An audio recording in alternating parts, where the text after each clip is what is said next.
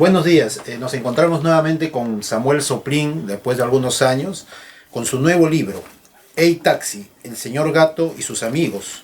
Digo su nuevo libro porque habíamos conversado con él acerca de su libro La Crónica de la Esquina del Cañón. Y nos da la impresión, Samuel, que ahora con Hey Taxi, el señor gato y sus amigos, lo que haces es una suerte de prolongación de esta historia, de continuación, e inclusive esto se percibe en el mismo libro, en la misma historia de Hey Taxi, cuando un personaje femenino, Grecia, le dice al protagonista: me quedé con la miel en los labios por saber qué pasó luego con algunos protagonistas.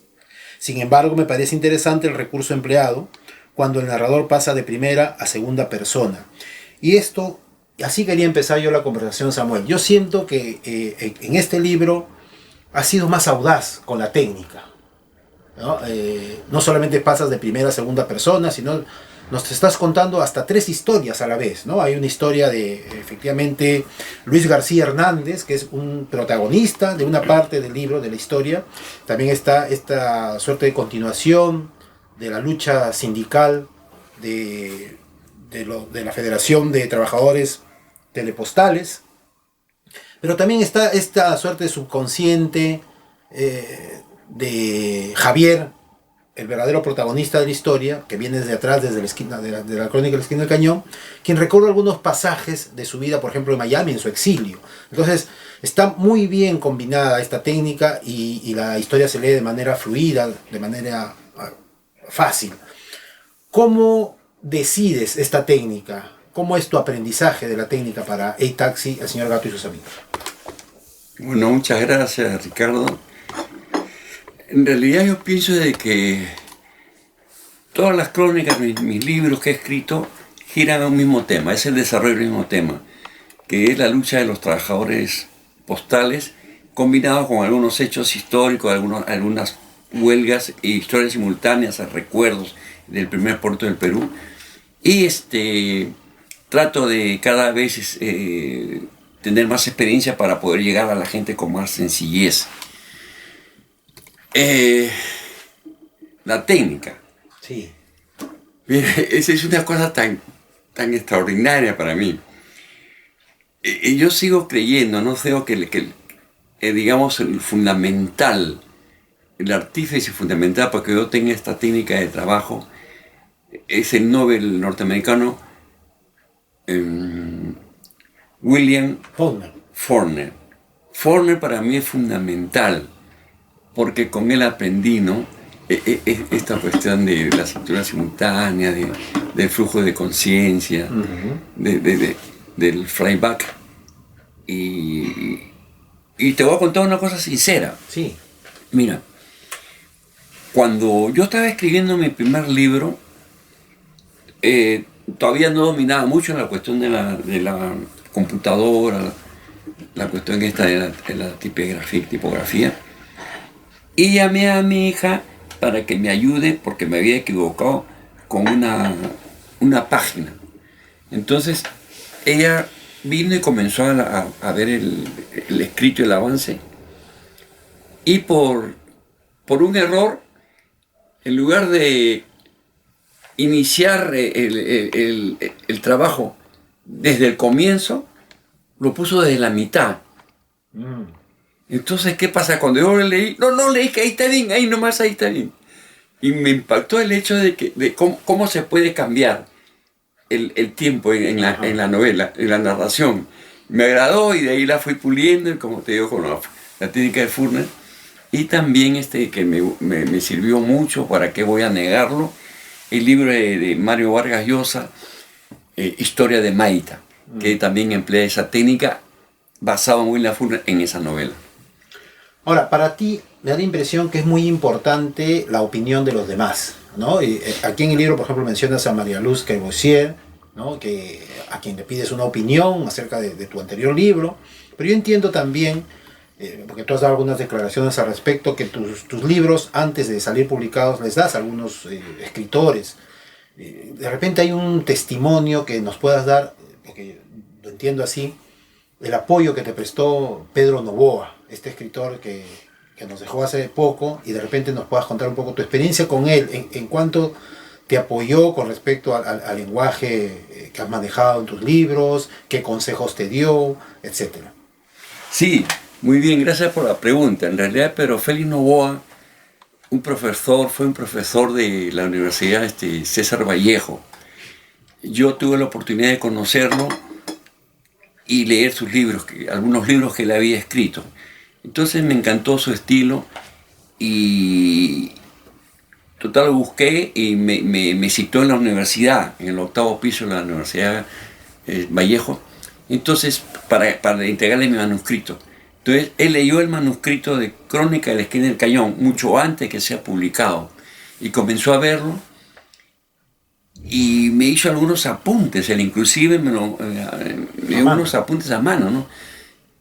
Pero lo que yo recuerdo, digamos, independientemente de los grandes consejos que él me dio, de la cuestión del lenguaje, de los tiempos, del espacio, me dijo que me centre más en el personaje, que vea si yo, por ejemplo, yo hablo sobre Túpac Amaru, porque yo he hablado parte de Túpac Amaru en el libro, que me centralice más en él, que vea que no me vaya mucho por las ramas, porque un poco que se diluye la historia, y que me centre en el personaje principal y de ahí poco a poco por vasos comunicantes me vaya fluyendo más el relato.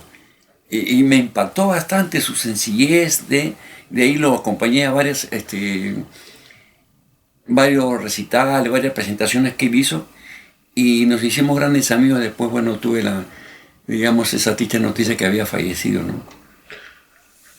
Samuel, efectivamente. Samuel, quienes nos están viendo quizás estén un poco confundidos, nos están escuchando hablar de la técnica de Pedro Félix Noboa, pero no conocen un poco la historia. Bueno, la historia la resumo básicamente en esto. Es la historia de Luis García Hernández, que tiene su apodo el señor Gato, o el Gato, porque a su padre le conocían como Gato, creo que se llama Carlos García, un personaje del Callao.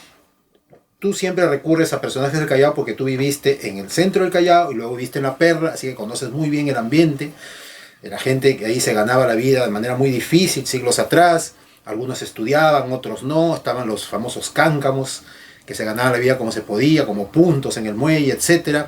Entonces ahí todo, tú conoces muy bien ese universo, ese mundo tuyo, y lo usas muy bien para dibujar a tus personajes, en este caso el señor Gato, a quien le ocurre un suceso terrible, inesperado, por su ingenuidad quizás, le hace taxi, porque él hacía taxi, por eso el libro se llama Hey Taxi, le hace taxi a un narco, a una persona que pasaba droga, y a él también lo detienen, porque también es sospechoso de esto, y tiene que sufrir cárcel.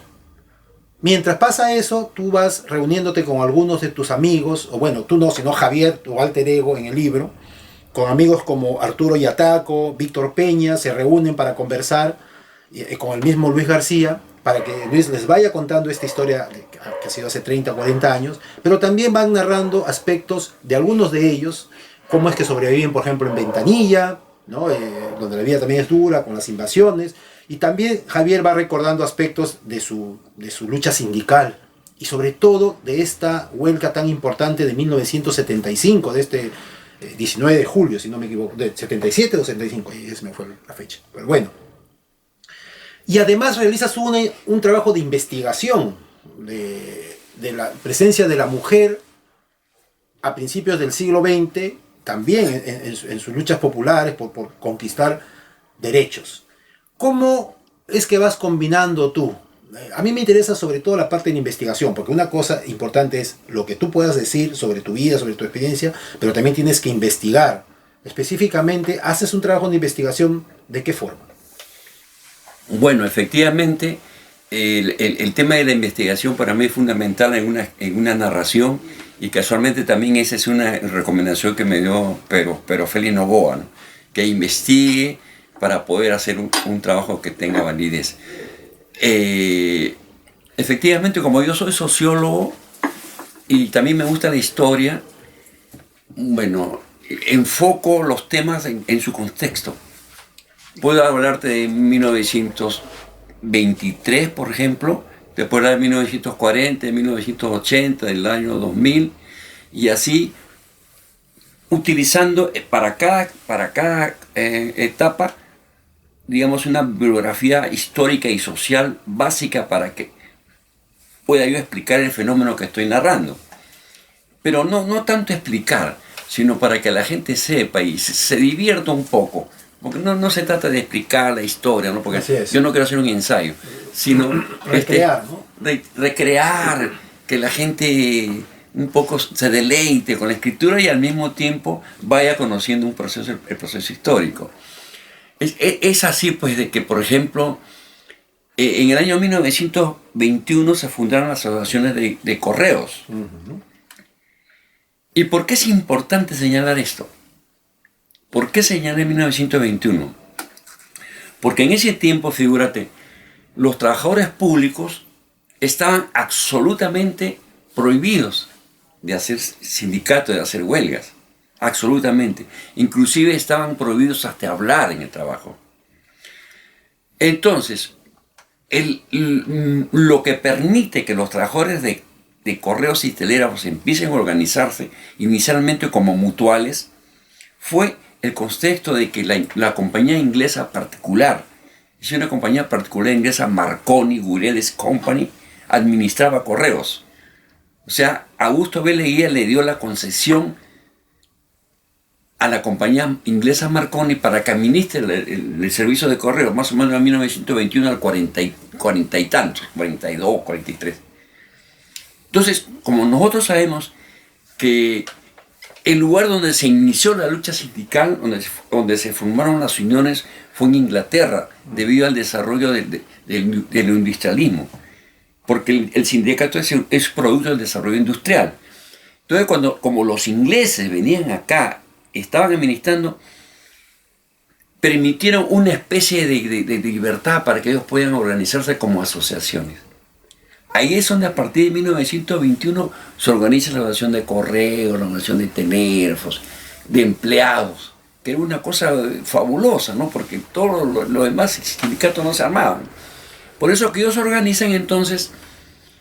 organizan y pueden luchar. Los trabajadores de correos y telégrafos pueden luchar. En el año 1931, porque se dio una crisis bien grande acá en el Perú, que era reflejo del crack, de la caída de bolsa de valores de Estados Unidos, de Nueva York, de Wall Street. Cuando hay la caída de bolsa de valores de Nueva York, repercute en nuestros países y el gobierno de aquel entonces ordena que en el Perú se rebajen los sueldos a los empleados públicos. Es ahí donde salen a tallar los trabajadores de correos y también los trabajadores de teléfonos, porque estaban vinculados, ¿no? Inclusivamente primero existía el reglamento de correos, telégrafos y teléfonos, fue el reglamento principal. Uh-huh. Entonces ellos hicieron una fuerte lucha ahí y lograron que no se rebajen los sueldos. Eso fue en 1931. Y después en 1938 hicieron la primera huelga nacional de correos, hasta que después, digamos en 1956, en la época de Odría, en el 80 de Odría hicieron una huelga que es muy importante y reconocida, y para mí la más importante que sucedió es la 19 de junio de 1975. Para mí fue un hito dentro del movimiento sindical peruano y latinoamericano, porque nosotros hicimos paramos 19 días en el gobierno del general Juan Velasco Alvarado. Así es. Entonces hicimos 19 días de huelga que logramos nosotros mejoras económicas, no solamente para los trabajadores de correos, ni para solo la administración pública, sino para todos los trabajadores, incluidos los militares y los policías. O sea, le aumentaron el sueldo a todos, a raíz de la huelga de 1975. Por eso que yo considero en mis escritos y por mis investigaciones que el movimiento de correo, el movimiento de carteros, ha sido uno de los más importantes del mundo. Bien, pero a mí me interesaba, como te dije en la pregunta, esta situación de la mujer, que tú lo narras en el libro. Eso parte, me parece que está Antonia Moreno de Cáceres, o la hija, involucrada en esta lucha. Eso es para mí un momento inédito de la historia de las luchas reivindicativas. ¿Hubo ahí un trabajo de investigación? ¿Cómo es que llegas a ese tema? Sí. Miren, en un capítulo de E-Taxi yo hablo sobre la huelga de las operadoras telefónicas. Exacto. Esto fue también en 1931, que fue una época importante, ¿no? Porque cuando estaba en el gobierno estaba David Samaneso Campo. Ajá. Entonces, la situación de las operadoras telefónicas era una situación muy difícil. En ese tiempo estaba súper prohibido de que, aparte de las restricciones de la huelga, etc., existían muchas restricciones para que las mujeres trabajen. Existían, no es como ahora que hay más libertad y la mujer puede trabajar en aquel tiempo, no. Le llamaban las señoritas operadoras que tenían. Entonces ellos, por motivo del desarrollo industrial de la telefónica, el desarrollo moderno, ellas tenían que trabajar de noche, por turnos, y las condiciones de ellas no eran muy buenas, porque todo lo que la compañía de teléfonos les daba como mobiliario para que ellos trabajen, lo traían de Estados Unidos, y generalmente todo era grande, era para una talla de los norteamericanos, que son más altos que nosotros. Entonces ellas luchaban por todas esas condiciones de trabajo. Entonces tal es así de que ellos se organizan, las mujeres telefónicas, me estoy refiriendo específicamente a las operadoras telefónicas, y quieren organizarlas, pero inicialmente son reprimidas antes que comience el movimiento huelguístico. Entonces, ¿ellas qué hacen? Elvira Taboada, que era la líder de las telefónicas, contacta con Soy la Aurora Cáceres. Soy la Aurora Cáceres era hija de Andrés Avelino Cáceres. Era una mujer que a nivel mundial conocida porque fue sufragista. Entonces yo, para investigar, yo investigué el neto porque me encantó el tema de Soy la Aurora Cáceres y estudié a Basadre. Y también básicamente a Ricardo Martínez de la Torre. El historiador Ricardo Martínez de la Torre tiene un libro que se llama Apuntes para una interpretación histórica de una interpretación histórica del Perú. Apuntes para una interpretación marxista de la historia del Perú. Ricardo Martínez de la Torre tiene 4 tomos. Y hay un tomo específicamente que dedica a esta huelga de los telefonistas. Entonces ahí se ve cómo ellos, las telefonistas, la llaman a Soy la Aurora Cáceres para que ella sea la secretaria general del sindicato.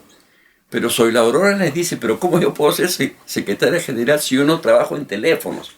Se da el caso que en aquel tiempo de la historia del Perú, trabajadores de otros gremios podían participar en las luchas de otros gremios. Por decir, de los ferroviarios podían participar en las asambleas de los telefónicos, pero solamente con voz, no con voto. Y así, esos eran los delegados adherentes, que existían de diferentes sectores, ¿no? De diferentes sectores públicos o privados, y participaban en las asambleas, pero solamente con voz. Eso también es una parte que se desconoce. Pero bueno, Soy la Aurora Cáceres la llama, es llamada para que sea la secretaria, y ella dice, no, más bien ustedes deben organizar su sindicato. Y Soy la Aurora Cáceres la convoca a las trabajadoras telefónicas a una suite en el Hotel Bolívar, y ella hace la reunión y les dice que ellas tienen que formar su sindicato. Y efectivamente logran el sindicato y es reconocido, ¿no? El sindicato, y la primera secretaria general fue Elvira Taboada. O sea, los telefónicos tienen la idea de que fue otro el dirigente, el primer secretario general. No, en realidad en la investigación que nosotros hacemos junto con Francisco Núñez y Loida Caldas en la historia del movimiento sindical de los trabajos telefónicos que hemos escrito y que es un trabajo inédito, se demuestra de que la fundadora, la primera secretaria general fue Elvira Taboada, y digamos la primera secretaria general de honorífica fue Soy la Aurora Cáceres, que fue una sufragista que había participado por el sufragio universal en Inglaterra, en Estados Unidos, reconocida mundialmente. Otra situación que se advierte, y es muy interesante en el libro, es esta manera como se van agrupando, se van formando esta suerte de plenarias, de círculos, pequeños círculos, de gente que se reúne. Por ejemplo, hay un círculo trotskista muy interesante aquí, y que uno se pregunta así es como se fue formando un poco los partidos, las luchas reivindicativas desde esa época, pero bueno, ya existían anteriormente. Y yo me quedé con la pregunta abierta, ¿y qué pasó con el trotskismo en el Perú? Yo entiendo que tú tienes un poco esa línea o lo has tenido. ¿Hay una manera de repente de seguir desarrollando desde lo que se narra en tus libros esa línea trotskista en el Perú? Bueno, tú sabes que el sindicato es un frente. El sindicato es un frente donde confluyen diferentes ponencias, diferentes maneras de pensar, diferentes ideologías. Hasta cierta etapa, digamos, lo que preponderaban en el movimiento sindical de correos, específicamente me voy a referir, era el APRA. Los apristas tenían la hegemonía del movimiento sindical de correos más o menos hasta mediados de los 50, inicio de los 60, que después, digamos, fue desplazado por una especie de alianza entre el belaundismo y sectores de izquierda. Estamos hablando de 1970, 72. En aquel tiempo, digamos, todavía no se había desarrollado tanto el movimiento, digamos, subversivo, ¿no?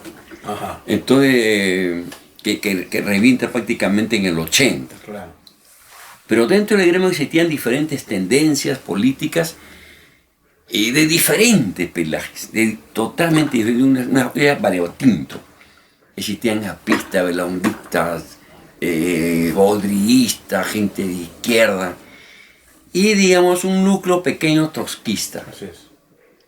Que no tenía mucha cantidad, pero sí calidad, porque generalmente, como esta gente era puro corazón. Ajá. Inclusive ellos, como eran tan denodados, siempre los elegían delegados, inclusive para viajar al extranjero, no por su posición política, porque ellos dejaban de lado. Ellos no decían yo soy de tal partido, no, sino demostraban en la lucha una línea, digamos, más correcta. Entonces ellos eran elegidos y, independientemente del gremio, ellos tenían sus luchas aparte, su organización política. Tal es así que nosotros pertenecíamos a una célula trotskista en el Callao. Exacto. Esa célula trotskista a la cual venía mucha gente de Lima, gente que actualmente es muy importante y gente que ha fallecido, que por razones obvias no lo puedo decir, ¿no? Porque yo no tengo la autorización de gente actualmente científicos sociales, historiadores, antropólogos, periodistas muy importantes en el Perú que participaron juntos con nosotros en la célula. Y ellos se han desarrollado, bueno, cada uno en su frente, pero nosotros con nuestra célula, que se llamaba La Causa del Pueblo, nos reuníamos fuera del sindicato. Teníamos nuestros acuerdos y esos acuerdos lo llevábamos al sindicato. Pero no como un acuerdo político, sino como un acuerdo de correlación de fuerza, analizando cuál era lo más conveniente para el movimiento y para que sea exitoso. Eso es lo que pasó. Y nos vinculamos con una serie de gente, ¿no? Por ejemplo, nosotros, y yo particularmente conozco al fundador del trotskismo en el Perú, a Félix Ceballos. Nosotros fuimos a su casa, a Ventanilla, comenzamos con él, con sus hijas, tuvimos opiniones, hablamos de la revolución permanente, la revolución tradicional, historia de la revolución rusa, su moral y la nuestra. Es decir, todo lo que había escrito Trotsky hasta esa época. Y no era un dogma para nosotros, sino era una especie de ilustración y que comenzamos a comprender los fenómenos sociales y había otra gente que tenía diferentes tendencias y tranquilo. Cada uno pensaba como puede, acá nadie se le obliga que uno piense y a poco tiempo lo voy a obligar a que piensen como yo. Eso es lo que pasó. Bien, Samuel, finalmente te he hecho la pregunta acerca de la técnica que tú eliges para este libro, pero también me interesan los espacios, los ambientes que eliges para las reuniones de los personajes del libro, donde hay de todo, es variopinta, ¿no? Por ejemplo, a veces se reúnen en un bar en el Callao, a veces se reúnen en Ventanilla, en la casa de una señora que les prepara comida, a veces se reúnen en el estadio mismo, ¿no? Y donde vemos inclusive personajes del fútbol peruano, ¿no? que aparecen y se habla sobre el fútbol, sobre la realidad del Boys, etcétera, y con otros equipos de Alianza, etcétera. ¿Cómo eliges los espacios para el libro? ¿Son simplemente cosas que vienen de la memoria, del recuerdo, o crees que son importantes elegir estos espacios para captar mejor la atención del lector? Yo diría que un poco de todo, ¿no? Para captar la atención del lector, para que conozcan nuestras costumbres, para que vean en qué círculo se movió el narrador, las circunstancias que generalmente fueron ciertas. Más del 90% de lo que se narra en este libro es verdadero, inclusive los nombres son verdaderos, y no solamente en este libro, sino en todos los libros que he escrito, y hasta ahora ya tengo más de 10 años escribiendo esta saga de diferentes títulos, y nunca me ha llamado la atención algún personaje, alguno que estoy mal, que estoy escribiendo mal. Y elijo también el escenario de acuerdo a la importancia que le quiero dar al hecho. Por ejemplo, la reunión que hice en Ventanilla fue muy importante, porque uno de los personajes que es Víctor Peña, que fue un dirigente connotado de transportes y después del Ministerio de Transporte y Comunicaciones, lo despidieron, junto a la mayoría de nosotros que nos despidieron en la época de la dictadura de Fujimori, que despidió más de 500.000 trabajadores del Estado. Entonces nosotros nos despidieron y tuvimos una larga lucha por la reposición, larga lucha, que inclusive hasta este momento se sigue luchando la reposición. Ayer me acabaron de llamar que a un muchacho lo habían repuesto en el Ministerio de Transporte y estaba buscando una plaza. Mire, estamos en el 2022 y estamos hablando de 1991, que fueron los despidos. ¿Cuántos años y siguen luchando la gente? Para que vean los gobiernos de que no se trata de despedirse, de conocer los derechos de los trabajadores, tienen que mirarlo bien. Porque en realidad, ¿por qué hicieron las leyes de revisión de los ceses colectivos? Porque Valentín Paniagua, en su gobierno transitorio, vio que se había cometido un error con los trabajadores y él ordenó que se revisen los ceses. Y de ahí se concluyó de que los ceses habían sido irregulares. Por eso que comenzamos la reposición y logramos a través de los años de lucha resarcir los derechos de más de 50.000 trabajadores que lograron unos reposición, otros compensación económica o otros jubilación. Y yo te decía que nos reunimos en Ventanilla porque Víctor Peña en su tiempo de despedido estaba en la mayor miseria y vivía en un hueco, en un cerro que le decían la basura. Entonces nosotros yo fui con mi grupo a visitarlo y vimos cómo él estaba acabando a mano para lograr lo que después sería su vivienda. Y narro ahí en esta historia, me gustaría que la lean, cómo él hizo su casa con tanto sacrificio. Luego logró la reposición, comenzó a trabajar en el Ministerio de Transporte y Comunicaciones.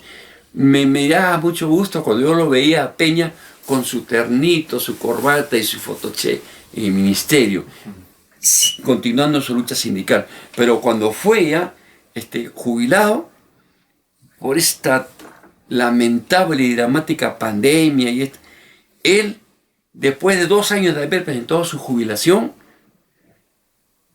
luego de casi completando con el reconocimiento de su tiempo que tuvo despedido como 30 años de servicio, jamás logró obtener su jubilación. Por eso nunca cobró un sol de su jubilación. Por eso yo a este libro se lo dedico a él. Se lo dedico a él.